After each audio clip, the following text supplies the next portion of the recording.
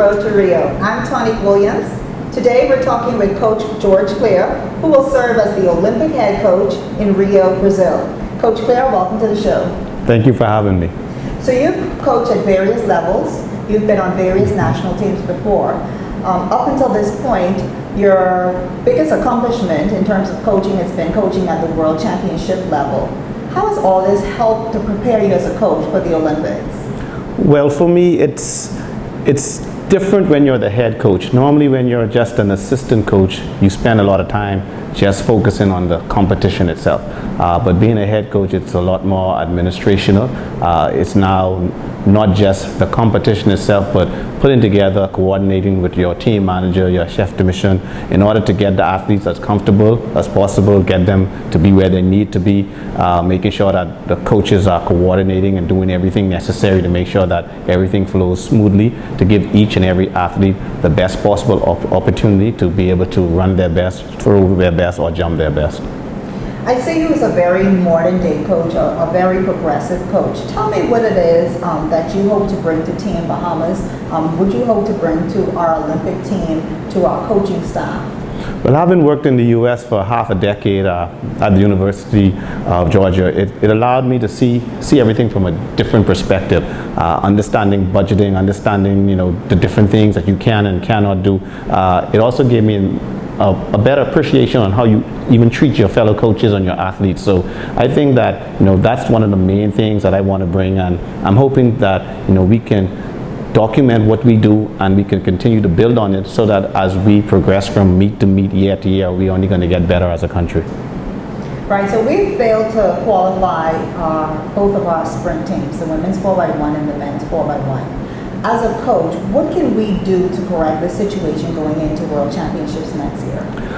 I think that the teams that have qualified, you're going to see a lot of A standard qualifiers in those events, or individuals that are very close. So I think that we need to focus more on getting our short sprinters, giving them more opportunities and figuring out ways so that we can get them to perform better individually.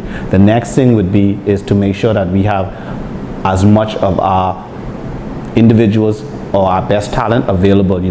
It's unfortunate when you may not have your best talent there on that day, and I think that we're going to have to find ways to organize and to make sure that we have all the athletes in place, so that when we have opportunities to qualify, our best talent is on the track so that we can be successful. The Bahamians feel a sense of accountability when it comes to the men's 4x4 more than any other event at the Olympics. They want to know which legs the guys are running. They want to know why certain decisions are made. Has that decision been made yet for the men's 4x4, and who ultimately will carry the responsibility for making that decision? Because this is a relay where Bahamians expect a medal, and so how much of that do you leave to your relay coordinators? How much of that do you leave to the guys themselves, and how much responsibility do you take for that decision? Well, every decision is going to come back to the head coach. I mean, there's no way I'm going to be able to say, well, a coordinator made that decision. So I will be a part of every decision, and every decision that's made, I'm going to be a part of it.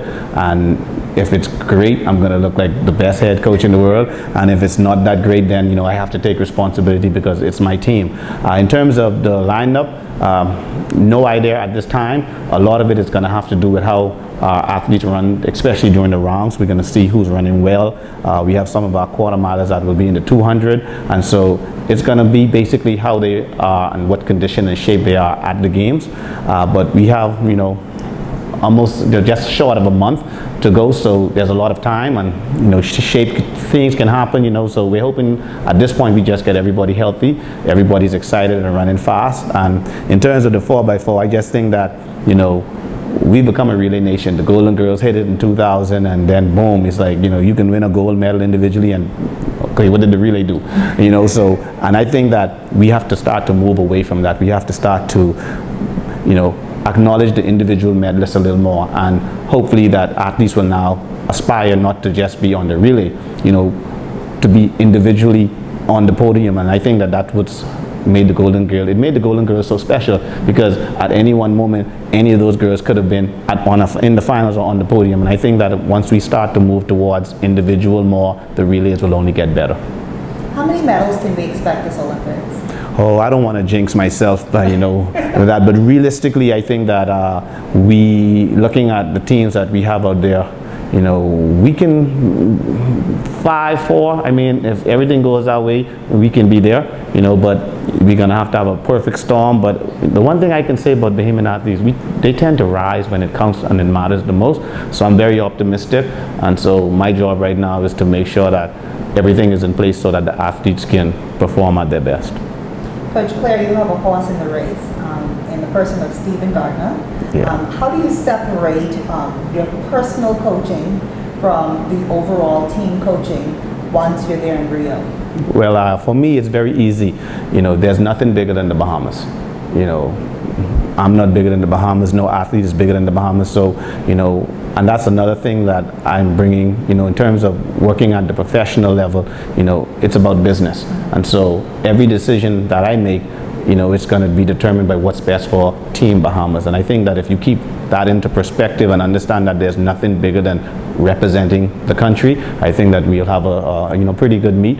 And so it's an easy separation because I'm not at a meet representing myself and an athlete. I'm representing my country, and so that comes first.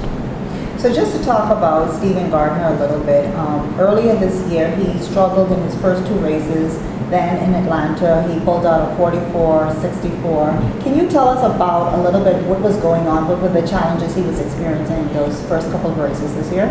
Well, to put it into perspective, he's a 20-year-old young man. He didn't start running track, like really training, until he was 17. So he's basically a 3-year-old running phenomenal times. Right. And I was that coach last year that wrote these workouts, and I had him prime and running ready to go. But I realized that at the end of the year, he started to get banged up, he started to get hurt, he started to get tired physically, emotionally, mentally. So this year, I kind of stepped back a little bit. I kept the volume a little higher, and I intentionally wanted him to not be so fast early and try to be at our best shape going into the games to give him the best opportunity. So it was just making an adjustment in his macrocycle, his training plan, and we're hoping that it pays off with a medal in Rio. You have to realize that you have a young man that has been to 1 Carifta Games, 1 World Junior Championships, and all of a sudden his next meet representing the country, he's at the World Championships. So I think that there was a little bit of the dare in the headlamps, kind of like, whoa, what's this all about?